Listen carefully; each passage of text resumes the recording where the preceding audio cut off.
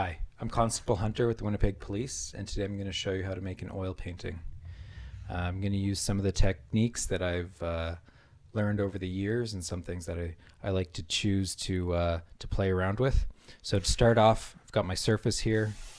It's I usually don't use a canvas. I like to work on wood. This is birch, and it's been primed with probably 3 or 4 coats of gesso that I like to sand down in between each layer. Gesso is kind of it's like a paint primer, but it's got a lot of chalk added to it. It's really good if you're working with something like oil paint, because the oil paint, as it's drying, the oil can get into the wood, and over time the wood can rot. So using the gesso is a good way to protect your paintings for the long term. Also, I've got the nice orange layer here, you can see, and the orange is made up of a burnt sienna. Gives that nice warm look to the entire painting. So if anything gets mixed, or just the way that I work, sometimes I scratch into the board. That way, if I do scratch in, it doesn't leave a white streak, it'll leave a nice orange. And it's something that I kind of pull from looking at the history of painting when I had my training and working with layering oil painting, which is a technique where you'll paint very thin with some different mediums mixed in, like turpentine or linseed oil or walnut oil. And so you'll paint with these thin glazes. And so you always work from like an even coat like this. Sometimes it would be more of a darker brown. And then so once you have that even coat, you would put in your dark shades, your shadows, and then your lights. And then once you have everything kind of blocked in, then you'd start putting in your nice glazes of your colors.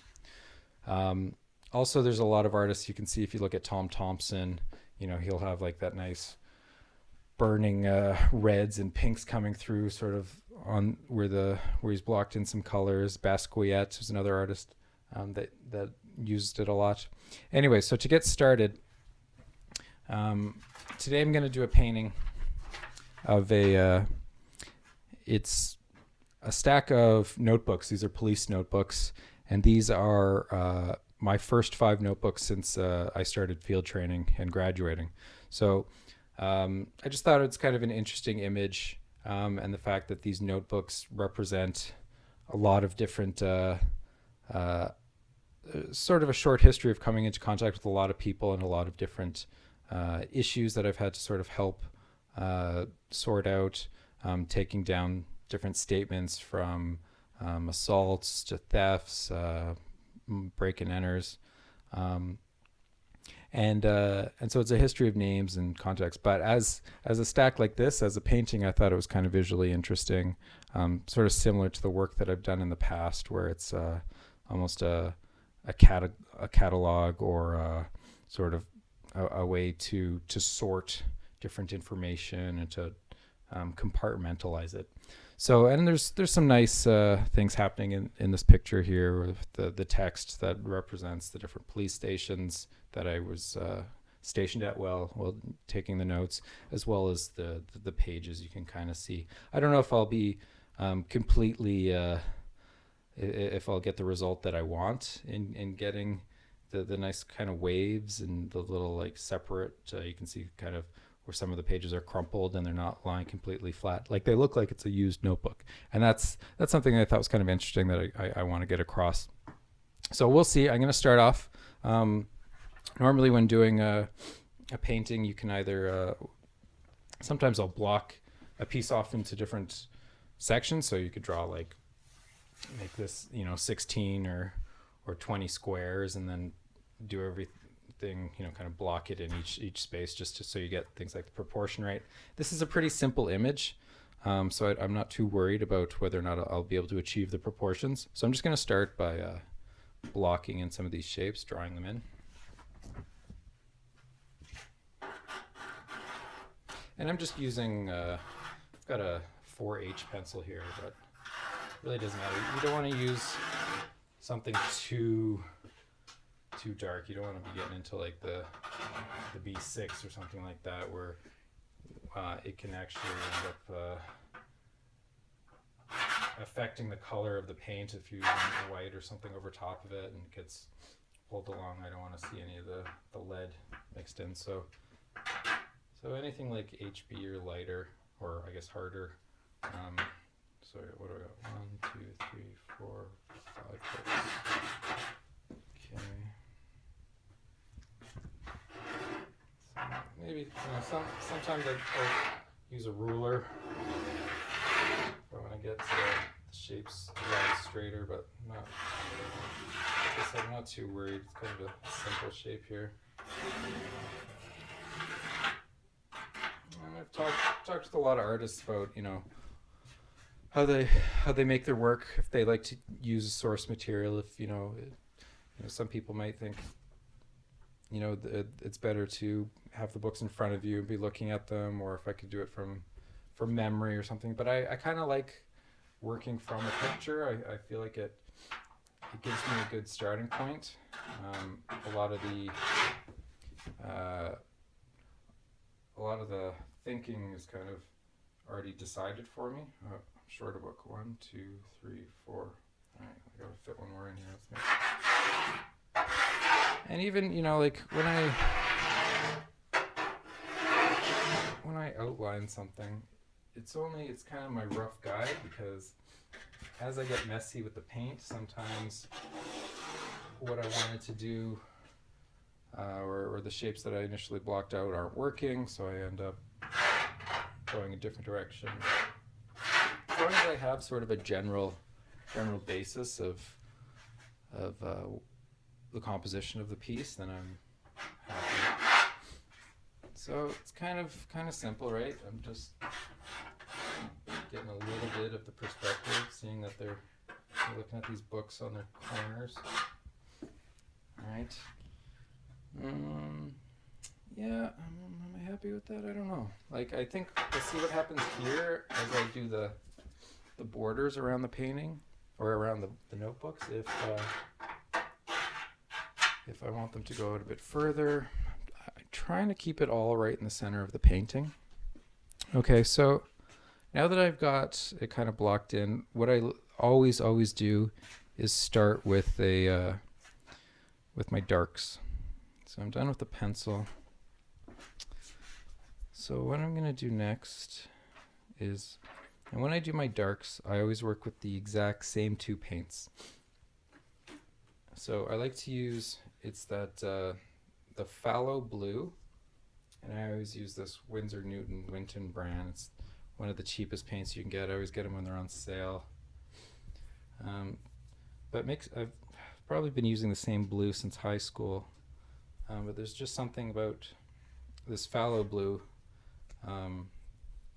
It's really rich. It's one of the finest pigments that I work with.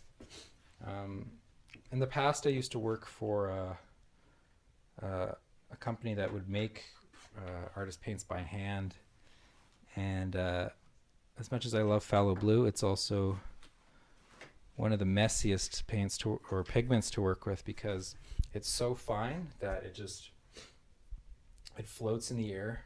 And if anyone's ever used it before, you're probably familiar with how well it stains.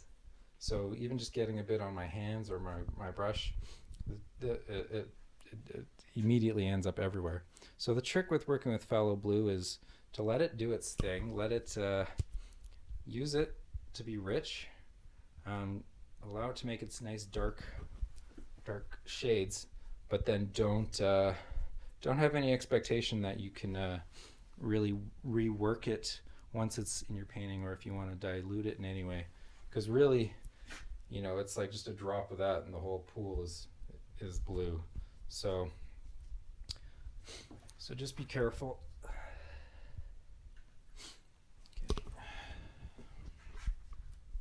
Okay, so I like to paint really thick, so I get a lot of paint on my canvas. Sorry, sniffling a lot here. Okay, so I like to work with palette knives to mix my colors. Sure, most people do. But but I don't mix anything into my paints. So I'm not sure if you can see this too well, but I'm just mixing in. I've got my raw umber and the phthalo blue together. So I'll take some of that phthalo blue, mix it in, and what I'm doing is I'm trying to make a nice deep black. Right, and the trick is not to add too much blue to this brown, to the raw umber, otherwise it ends up looking blue. And because I will be mixing colors over top of this, and if there's too much blue in it, I much prefer to get kind of this nice gray shade, because the overall look of my painting is gray and brown. But if I get too much of that blue in, it just kind of really blues everything up for me. So it's getting pretty dark. Okay, so that's pretty good.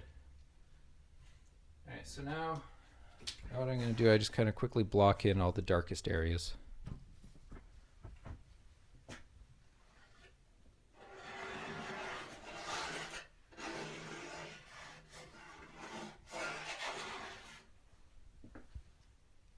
Yeah, that's nice. And you can hear from the scraping sound on the board just how much I really try to push the paint in and slide it across. Some shadows over here. And because I don't know if you can see, but in the picture there's all the dark little gaps where the crinkled pages are. So I'm gonna move some of those in.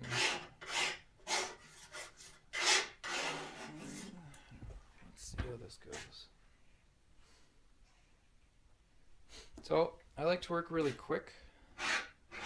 There's no other solvents mixed into my paint. I go straight from the tube. Gives me a lot of different advantages. Fewer chemicals in my studio. And because I paint so thick, I'm able to move stuff around, and I find it to be very forgiving. I find compared to acrylic and watercolor, that oil is the most forgiving, because you can easily rework something. You can throw it down on the canvas and then scrape it off. Whereas with acrylic, it dries too quickly. You have to be pretty sure with what you're doing, otherwise you're painting over it. Okay.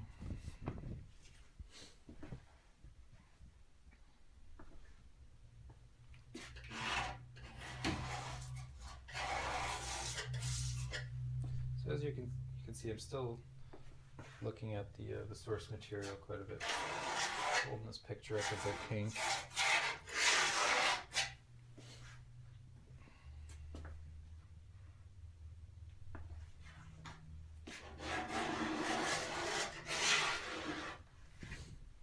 Yeah, I love this working with this rich black that I put down on my paintings. It's so deep.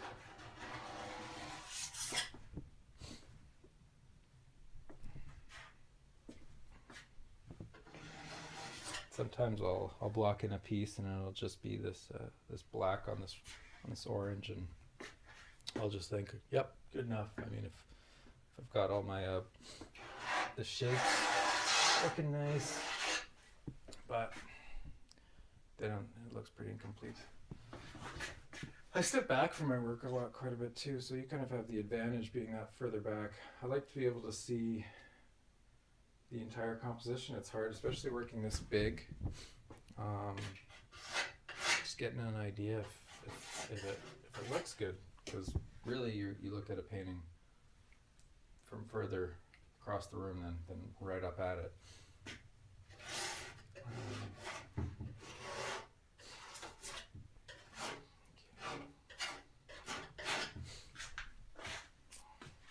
I think there's something about when you're doing proportions, it's best to step back and give yourself some distance, maybe 15 feet or so. I love, as far back as possible when I'm finished at work or when I'm working it, just so I can really see, um, how everything looks as a whole. Because up here, I also have the disadvantage of the space that I'm working in. Not in this giant, well lit studio. I've got a low ceiling and got lights pointed at me right now, so there's probably some glare on the screen, unfortunately. But that's what happens when you work with a glossy medium. All right, so you can kind of see what's happening there. Now I've got my 5 books stacked on top of each other. Now I was thinking about how to do the text on here, because it's the black text. Normally I don't like to work dark on top of a light color, so I'm actually gonna kind of block in some of the letters just kind of loosely, and then my plan is to do some of the light over top of it. Still not entirely sure if this is the best plan, but we're gonna see how it goes.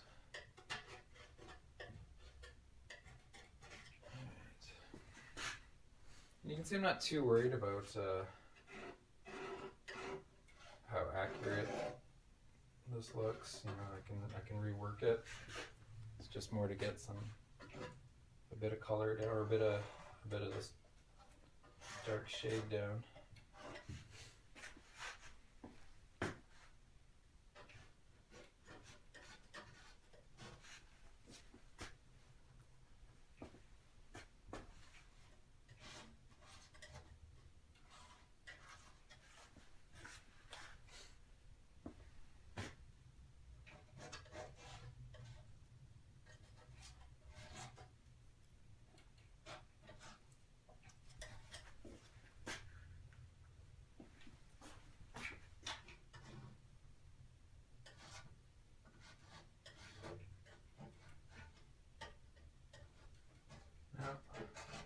Sometimes I don't have a real clear system between using a knife and a brush. I kind of like to jump between the two of them. Sometimes I'll do a lot of this initial work with the dark shade.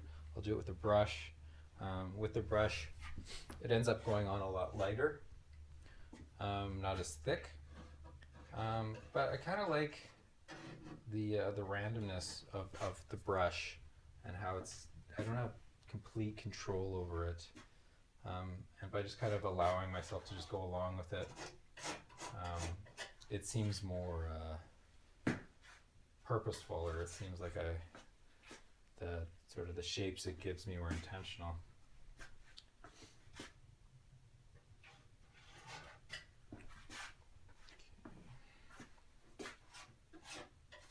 So just about done. So you can see one more.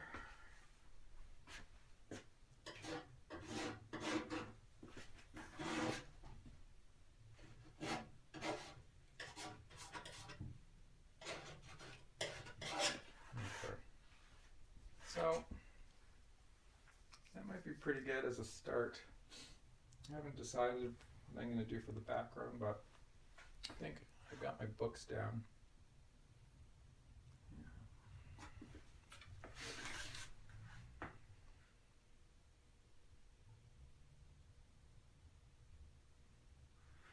Yeah, it's pretty good. Okay. So I made a lot more black than I needed on my palette here, but so I still have quite a bit of paint left over. I did a painting a couple days ago, and I still have that all on my canvas. I'm going to try and work that in, because it's kind of a lot of the same color palette that I'll probably use in this. Maybe this is a bit more brown. I might try and start with the brown and then make it a bit lighter. Do I want to go green? It's tricky because it's this really nice beige, and it's tricky, like how much do I want to try to represent it in its actual color, or do I just want to make it a nice painting? So actually what I think I might do is grab another color, because it's kind of got this nice green in there. Or you know what, maybe there's green on my hand. Okay, before I get too crazy, let's throw some paint down with the brush. So I'm gonna put this right here so I'm not staring at it the whole time. All right, now the decision making. This is where I end up using a bit more brain power. So also the brushes I use, just like my messy palette, I really like using these old crusty brushes that are just covered in dry paint. Because I don't use any chemicals, I never clean my brushes. So they build up all kinds of layers, which I really enjoy because they add all kinds of different textures when I'm throwing down paint. The best is when they're like this, where it was almost like rock hard, and now I've been able to peel off some of those layers.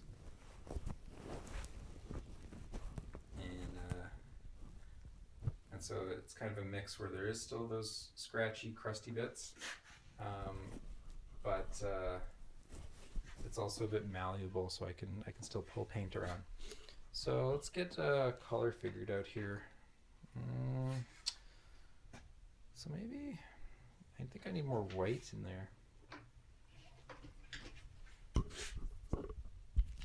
So another one of the colors that I use is so I've told you the three colors that pretty much build up my every painting I make.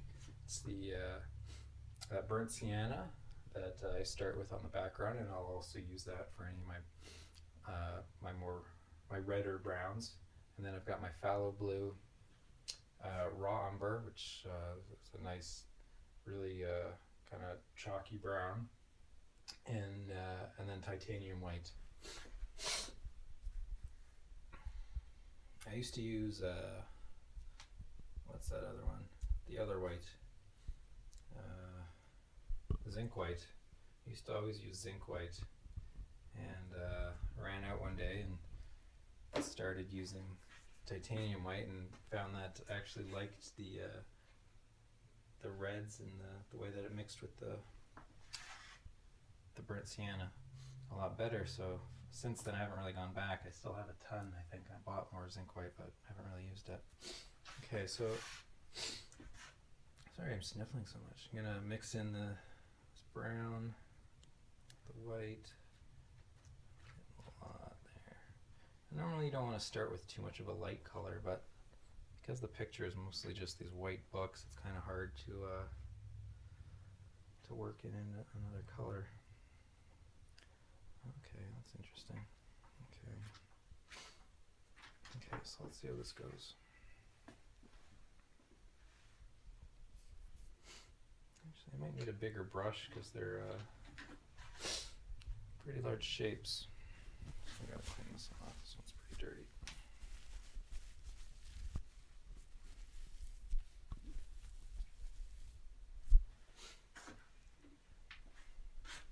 Just gonna do a quick check to make sure I'm still recording this video.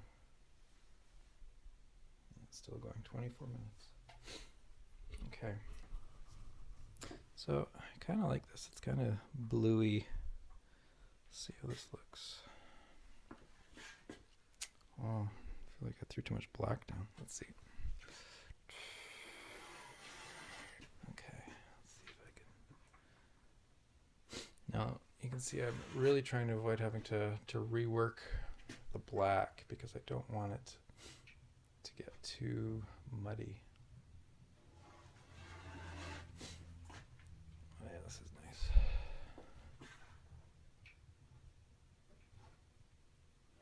I love it. This is actually a really nice color. Now it's tricky because I've blocked in those shapes and I'm really tempted to just go right across. But if I do that, it's going to muddy up my white. So I'm going to try and just work around them first. And then maybe what I'll do is some finer details where I fiddle around a bit more with making the shapes a bit more distinct. Okay, so my trick now is I want to keep using this color that I have in my palette without making a mess of it by making the paint on my brush too black. So I end up, I normally always hold a bunched up ball of paper towel in my hand. So I've got the microphone, but with the paper towel, it allows me to get some of that black off, so I don't have to worry too much about cleaning my brush. Okay. Hopefully I mixed enough paint. This is so I'm painting quite thick. And I've never painted this painting before, so I don't know how it's going to turn out. I kind of like it. I kind of like, it's one way that I like to work, and that's it's quickly.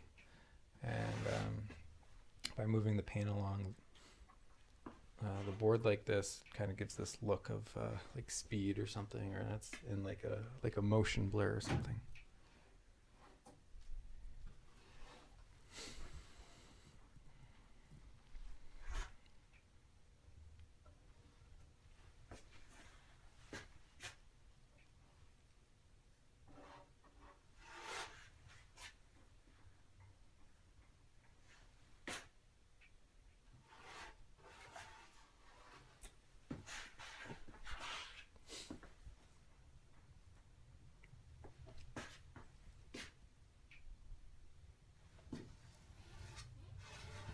Now, with that decision to put the text down and not knowing if it would be the most effective way to block those dark letters in, I don't know.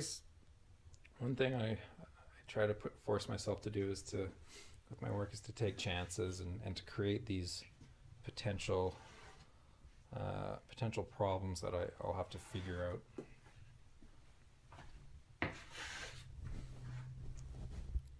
I always I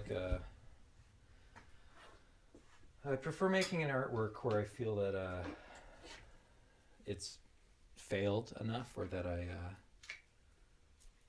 reached a couple points where I didn't think it was going to work out, and sort of that feeling of failure, that I've just wasted all this money on supplies, and there's that investment, and then sort of I don't know, it can be soul crushing, right? But then once you're able to get to that point, fight through it, figure it out, I think it makes a stronger piece, and that you know those mistakes that you had to fight through show in the work, or it just adds something. Whereas if I just made a painting that I knew how to do, I knew where it would go, and right from the start, I never doubted it, and turned out the way I expected. Well, it ends up kind of being boring, right? Because there's no real struggle in there, and there's no figuring it out. So I like that painting has that chaos, and that it makes mistakes, and it forces you to take chances.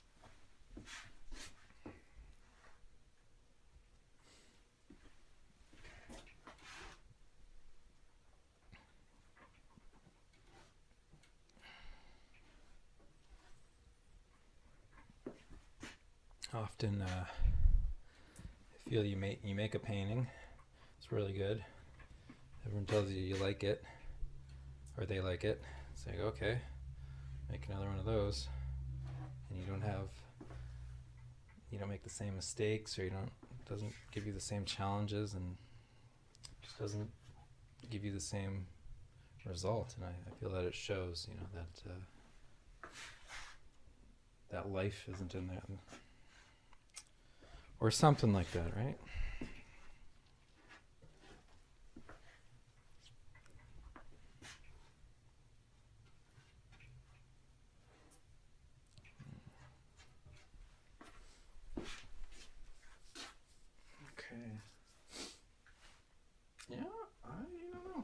like this this mishmash of the brown with the white and not really being sure of what color everything's going to be. I think kind of blocking in the letters might be one of the more exciting parts of this painting. You can see I'm kind of fighting, trying to keep the paint nice and light without it getting too muddy.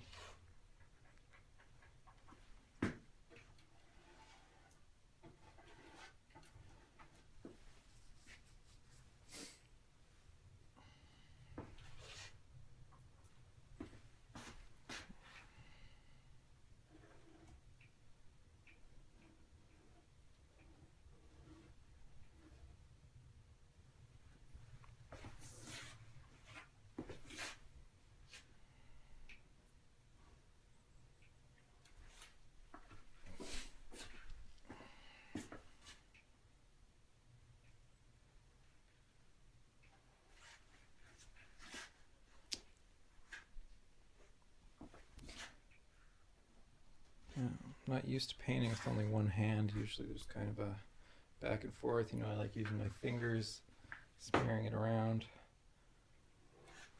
So there's another challenge for myself.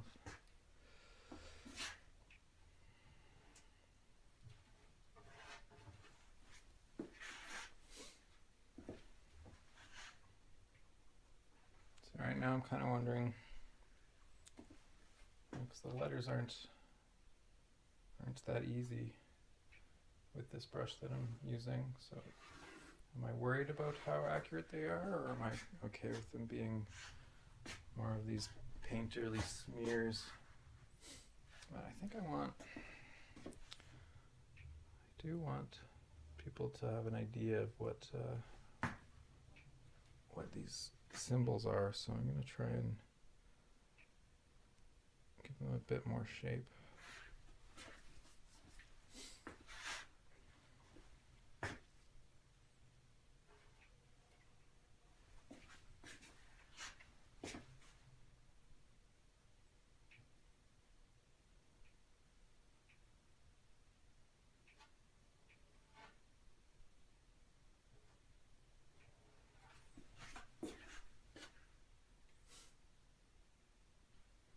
I kind of like the way it's working. I don't know how well it's showing up on the screen now. Place not just one big shiny smear. I'll take a look to make sure it's in case I need to rotate the camera.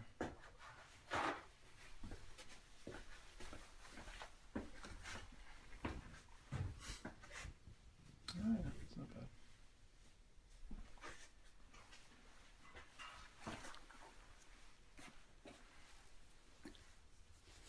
Okay, I like it. Looks good. Now, what's next? Switch up my brush here.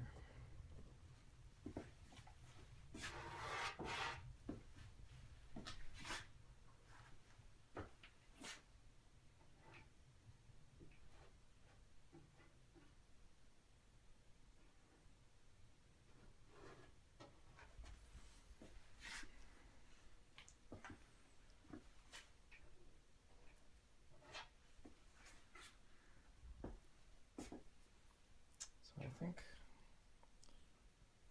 didn't really anticipate that. I have a feeling the text on this is going to be the most challenging part of this painting.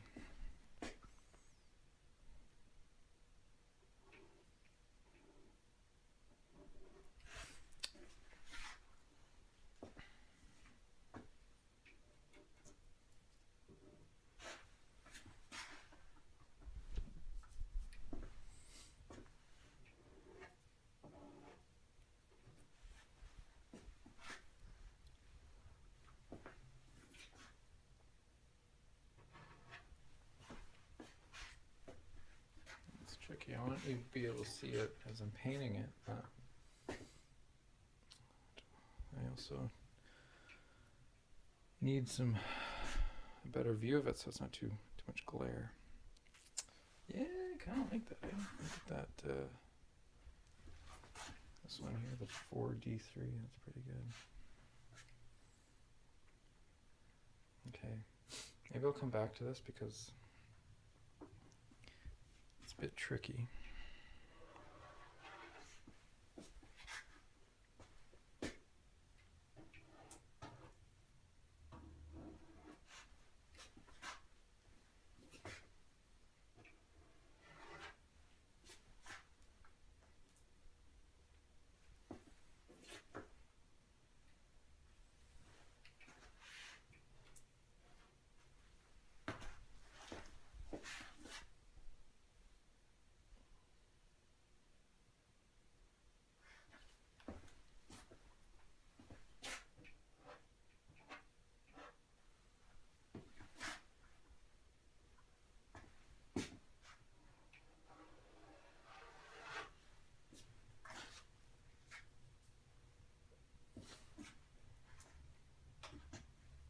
So because I put those dark colors down first, I have the advantage that if I scrape away as I'm painting over them, the dark color should still be underneath.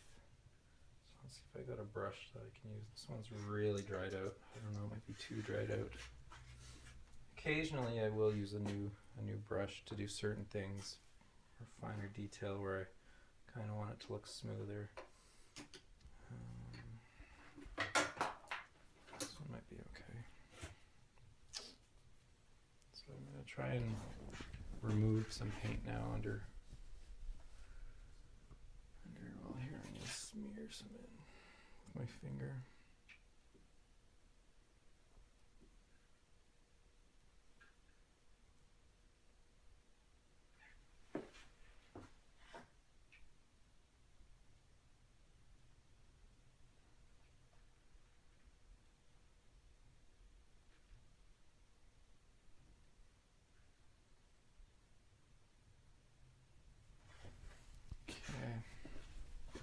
Try and remove some with the dry brush. So there's no paint on this. This is just at this point, essentially a clean brush.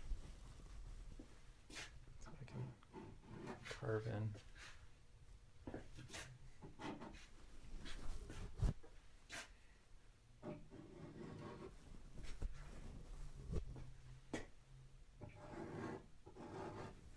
So this is kind of an interesting look. This might be more effective when I start doing the pages on the side of the notebooks. It's not bad, you know. My worry with any painting that I do, just the way that I paint, is I never want things to get too muddy. So that's a problem, because once I lose too much of this black underneath, I can't get it back.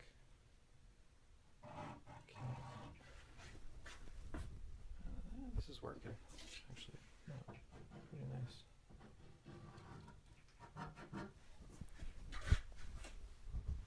Just step back, make sure. Yeah.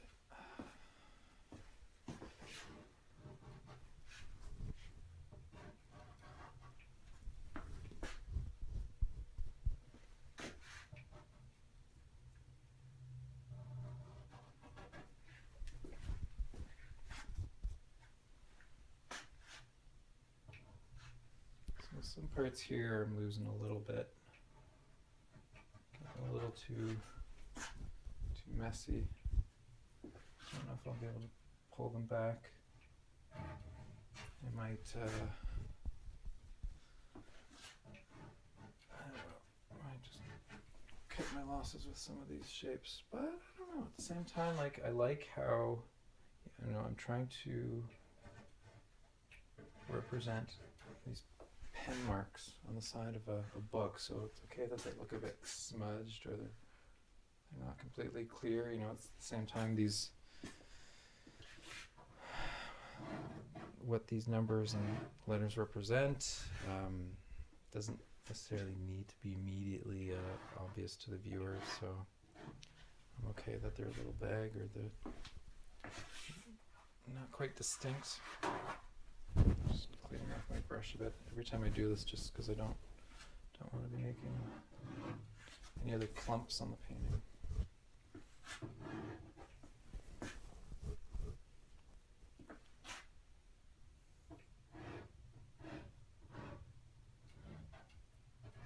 So that's kind of what I'm doing. So I've worked at 3 stations now. So I've got on the bottom here. So this is notebook number 1.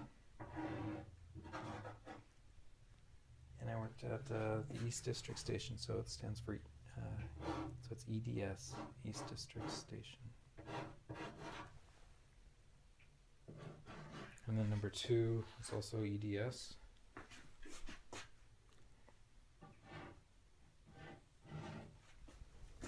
And number 3 is EDS dash D3, District 3, which is the North End in Winnipeg. And then number 4 was also District 3, Winnipeg North End. And where I am currently stationed, which is the headquarters downtown, which we call SDO, which is station duty. So I'm at the front desk. Okay. So with what's also in these notebooks, normally at station duty, you're dealing with the public and all sorts of things, vehicle collision, hit and run type things, or mischief reports. You know, when things aren't immediately, or if they're not super serious incidents, something that a police car doesn't need to go to, that you can go down to the police station for yourself. Those will be reported at the station duty. So normally with the notebook, it's more when we handle arrests if someone's turning themselves in on a warrant or something. So it's a lot of making sure that I log that when someone comes to turn themselves in, how they've been identified, and just logging that I've given them all their appropriate rights, whether they spoke to a lawyer or not, who that lawyer was. So that's mostly the notes that happen in my SDO notebooks, but a lot of these other ones are just a variety of all kinds of different things. Okay, so let's see. I probably just made a pan all over my face.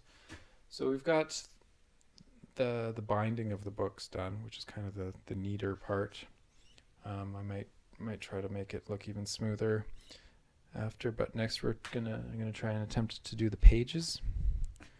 And so I really want to try to create that look of these different lined pages kind of meeting up. Some of them are crinkled, whereas this is just a smooth surface. So to do that, I'm just thinking here, so I've got a lot of that black down. I might I wonder if I've got a really big brush. I don't know if this will do it, but this one,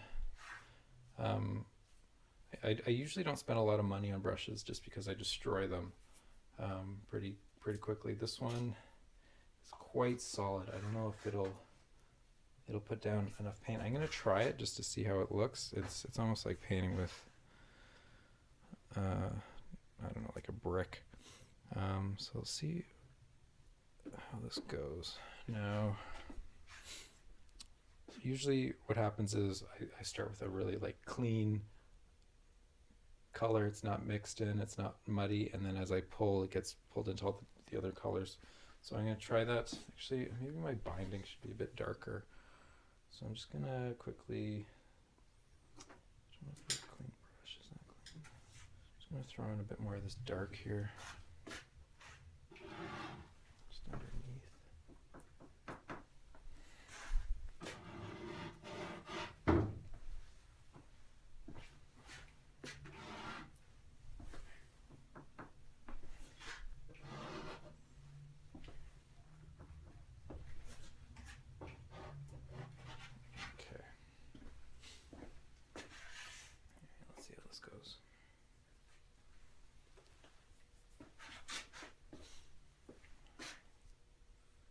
I probably want to try and do this in one sweep, because if I get all that nice texture with the different lines and scratches, it's going to be hard to do it again.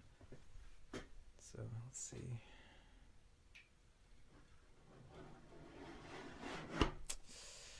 Yeah, not much there. Let's try it again.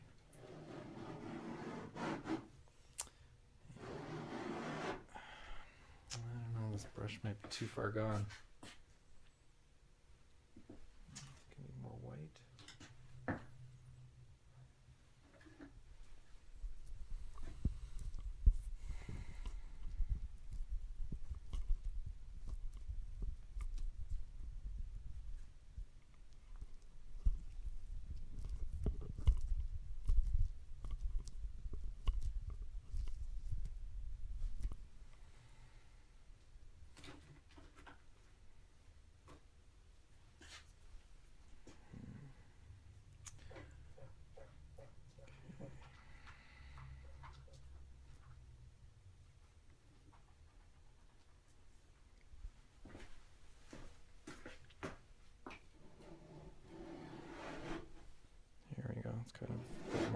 was hoping to get.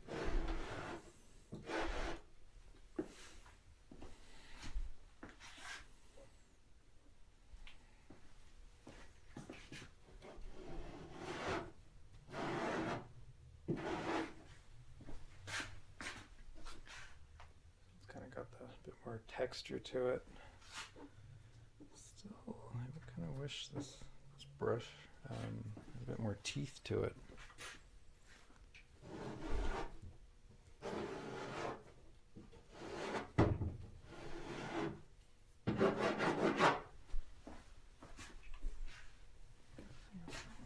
Yeah, not bad.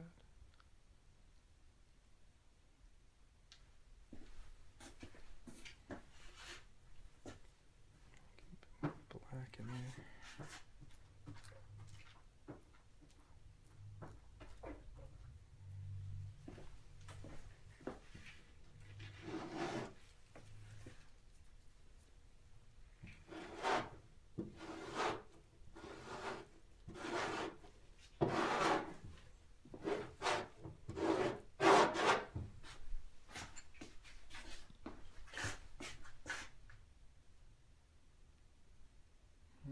This is tricky. I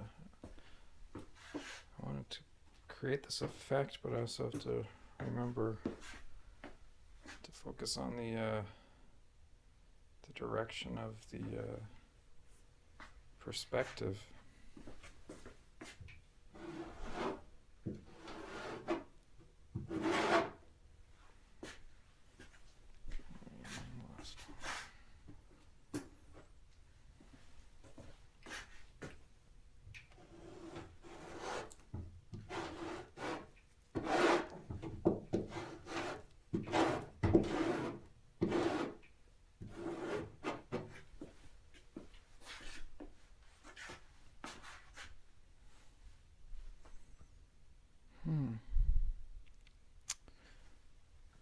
So I don't know. You know, I'm not used to holding a microphone while I'm painting, but once in a while you get to a point where you need time to sit and think about it. With painting, there's always, you're always, like I said, figuring stuff out. There's a lot of problem solving, and so now that I've, it's pretty easy to just pencil it out and block in some color, but I have to eventually decide what's working, what's not working.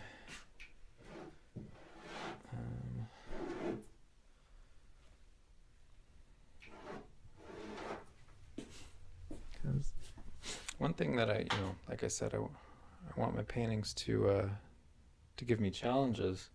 I also want to be successful in figuring out those challenges. I don't want it to just look easy. And unfortunately, kind of the way these marks went, I don't feel that they're visually interesting enough. I feel like it looks exactly as you just saw, that I just took a big fat brush and scratched through it a couple times. So I gotta figure out something else. I might I think I gotta get back to showing where the distinct separation is.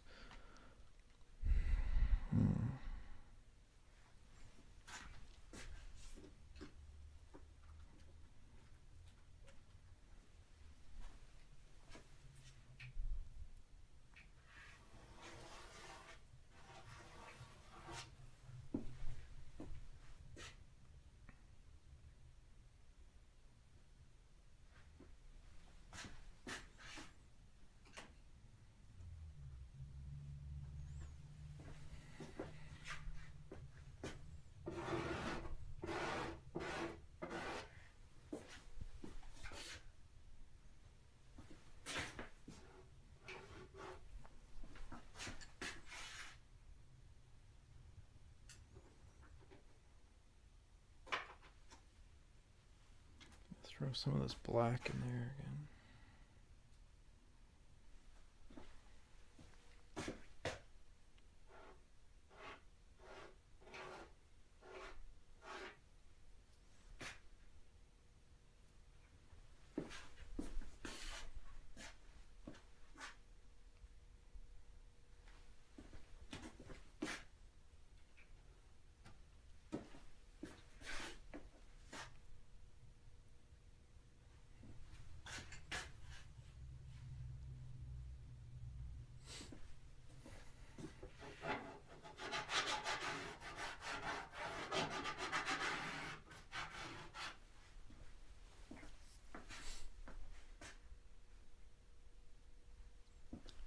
better. It's kind of giving it more shape.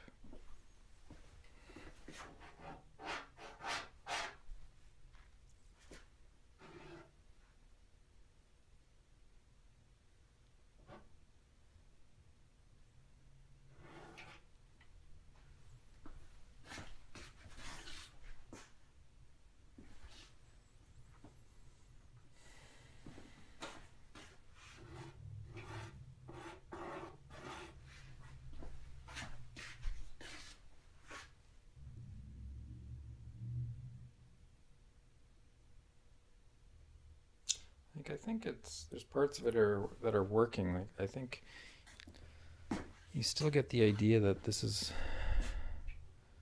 some sort of stack of something. Then maybe you get the idea that they're books, notebooks. So maybe I'll take a second to think about what's happening. Maybe what will help now is the background. I haven't totally decided what I wanted for the background. And I took this picture of the books. So I saw them sitting there in my locker, and I just thought it would be an effective image or an interesting image. So in the picture that I took in my locker, they're blue. My locker is this royal blue. And normally, I just do like a light green or a brown or something. It's kind of consistent with all the work that I do. Just something really muted, kind of the same palette. So I'm wondering if I should take a chance and do a royal blue. I don't really have. It's one thing, whenever I take a chance, though, I'm taking chances, making problems for myself. One thing that I'm pretty strong on is sticking to my palette and sticking to the colors that I know, and I know how they're going to mix. So I kind of want to still stay with that blue, but it's not going to be nearly as blue. Like, I should probably find like an aquamarine blue or something like that. And the size of the piece and how thick I'm painting, there's no way I could do something like a cobalt blue. It's just it's too expensive to use that kind of paint, this scale and this thick. And it might not be effective.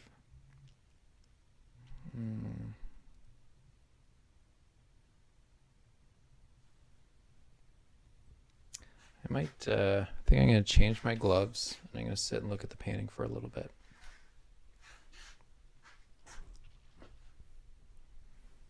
If that's possible.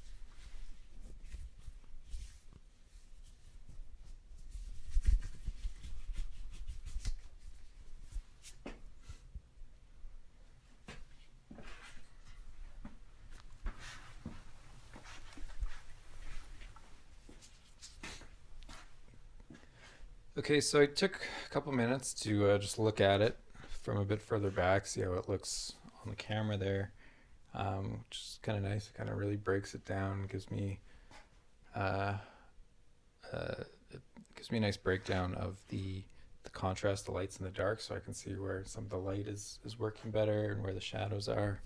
Um, so kind of happy actually with the way it's going. I like the kind of the vagueness of some of the text, but you can also figure out like 1, 2, 3, 4, 5, and that there's some kind of system happening there. So what I'm going to do next now is just jump in and do that blue. I'm going to do the phthalo blue with white. I'm going to try and use some of the colors left on my palette here.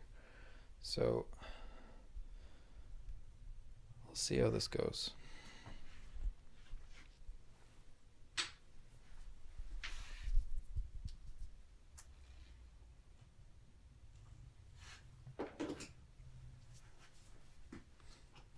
Use my palette knife here. So I'm using up all the leftover brown and everything I have on my canvas. I feel like because this blue is so strong that the browns and everything that I have left over here will just kind of add as a bit more bulk to the paint. So you know what? Actually, this blue is pretty good. Now the trick is to make enough of it so I don't run out halfway through making the background and then need to make more and then not being able to match it. So let's see if I get far enough. So this is a pretty strong blue. Like normally I don't paint with anything that vibrant. But for the locker, I mean, it kind of comes close to mimicking it. So I'm going to do what I did before. I'm going to scrape in, block in as much as I can with the knife. You know, the knife is kind of a economic way of using as much of the paint as I can, just because I can get it quite thin, a lot thinner than it would go on with a brush.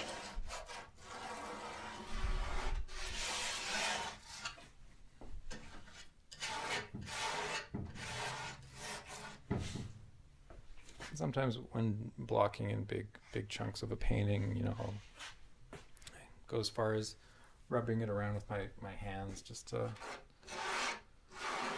make sure I can spread it out as much as possible.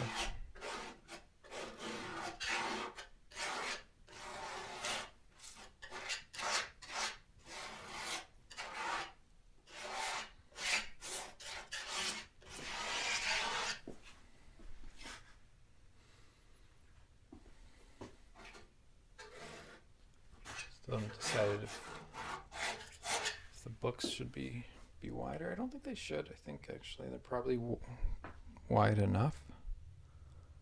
Yeah.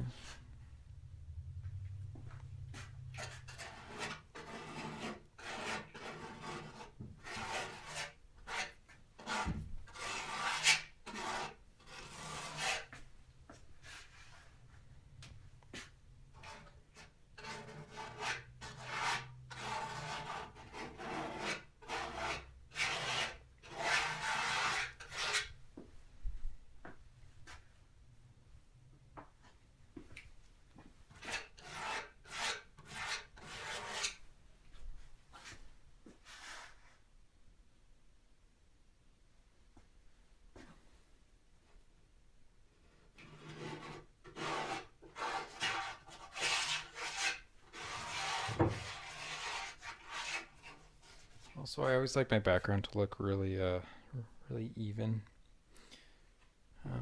So I might go in there with a brush or my hand to just smooth it all out once I get enough of the surface covered.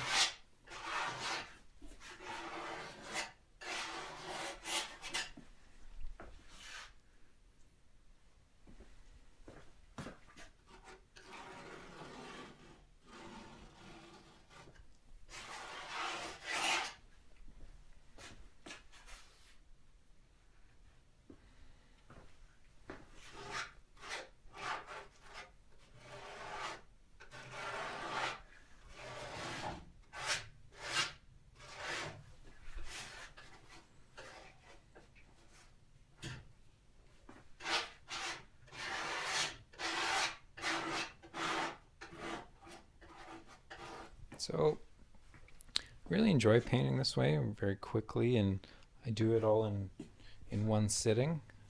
Um, like I said, oil paint takes a week to dry, but I try to get everything done in one day. That way, I don't have to worry about certain parts of a painting drying out, because once it's dry, it just won't blend. There's a lot of things happening the way I work, where when I'm putting something down on the canvas, I'm working just as much with the paint that's already there. So when something's dry, it's really hard to manipulate the painting, and you end up with issues where you've got this texture from the paint. So instead of being able to do a nice clean brush stroke, you'll end up hitting some texture, and it's just not really the way that I like to work anymore. There was a time where I would work on paints or certain paintings for months, and I liked that thick texture because I still kind of applied paint the same way, but over time I kind of preferred this more absolute way of doing it, where I knew a painting was finished, because I was only going to work on it that particular sitting. So if I left spots unfinished or uncovered with paint, it was never gonna finish that painting, and the painting was just a failure. So I've got a bunch of paintings where you can see I tried reworking it or abandoned in the piece, and they'll just sit in my studio forever, never being reworked, because I can't stand that bumpy surface anymore.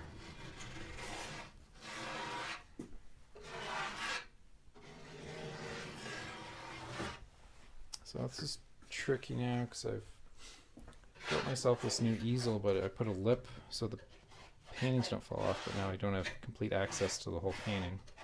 So I might have to lift the painting up a little bit to be able to get that under that lip.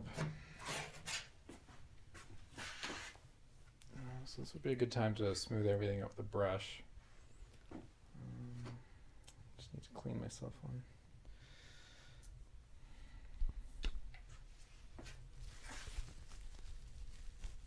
So this is a nice brush that I've had for a while. It's got a lot of paint built up on it. It's about just a little bit over an inch wide. And I only paint with flat brushes. It's just something that I've become accustomed to, and I like being able to make a very clean hard line. But I also like moving a bunch of paint around. So with a round brush, you don't get the same control. So I'm gonna try and get as much paint on this brush as I can, nice and thick. And then I'm gonna cut around the notebook. I'll step back a bit.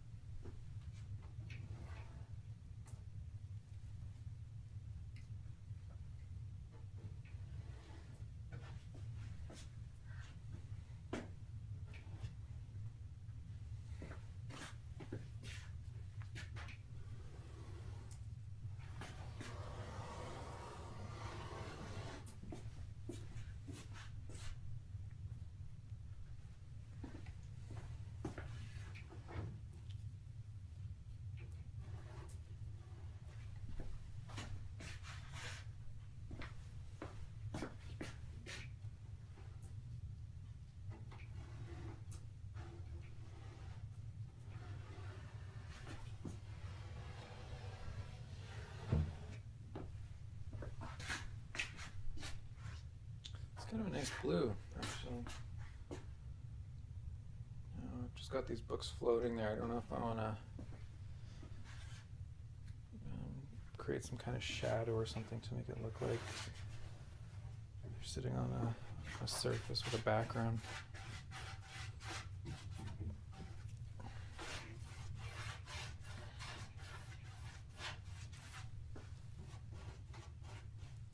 I'm just kind of cleaning up any spots that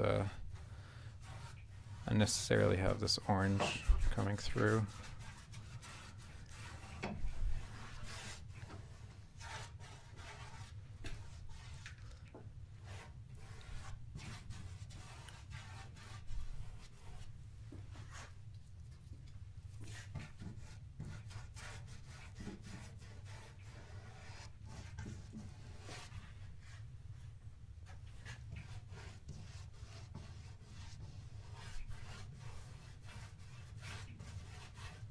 So as messy as my paintings are, there's certain things that I like to be clean, and that's the backgrounds.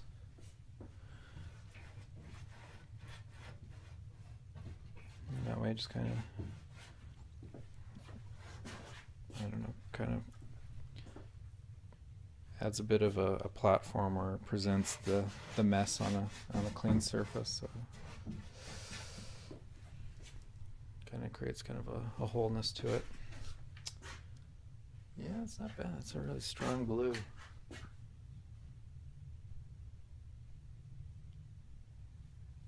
Yeah, I don't know. Might be close to done.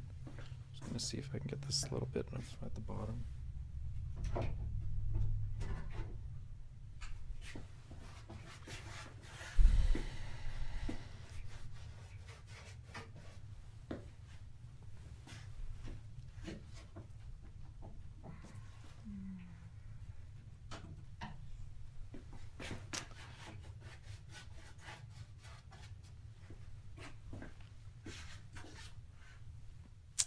Pretty good. This is where I need to step back again and see what's working, where I need to put more shadows. I don't want it to look too incomplete. That's one thing that I always risk with the way that I work, that if I leave too much of this orange coming through, or if a brush stroke just kind of goes off nowhere with no real purpose, it doesn't look like I tried to figure it out enough, so I'm going to take a step back.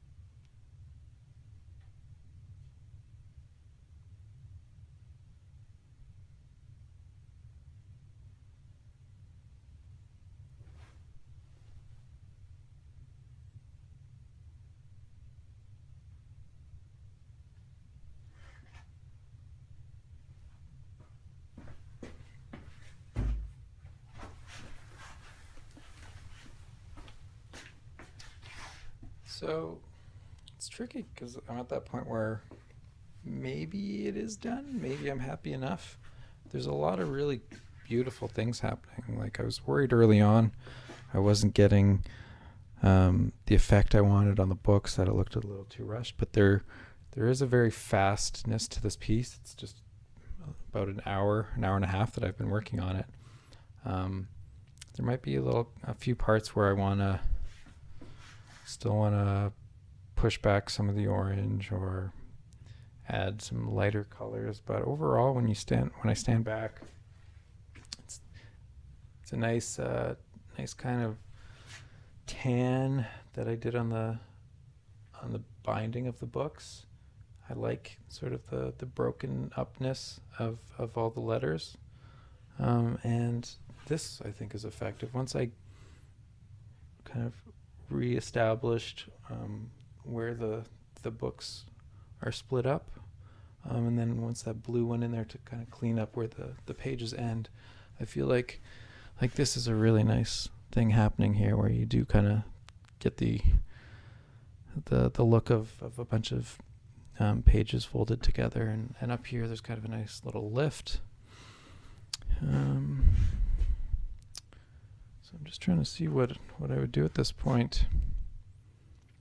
I mean, there's a couple spots where too much orange is coming through. But also the orange can be really nice in some spots, so it's tricky. Like once, it's really hard to decide if a painting's finished, because what happens now is, what I would like to do is go make myself a coffee and sit in front of it for the next 2 hours, deciding if I did was good, or if it's a complete failure, or if I should keep working away at it. But I think for today, what I'm going to do is decide that I'm pretty happy with it. Maybe I'll do a couple touch-ups later after I shut off the camera. But for now, I'm gonna sign the bottom here.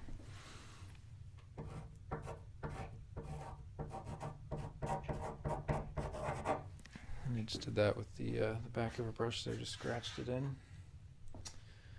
And yeah, that's pretty much it. Hopefully some of this comes across in the video, and that you enjoyed getting to see how I make a piece and sort of the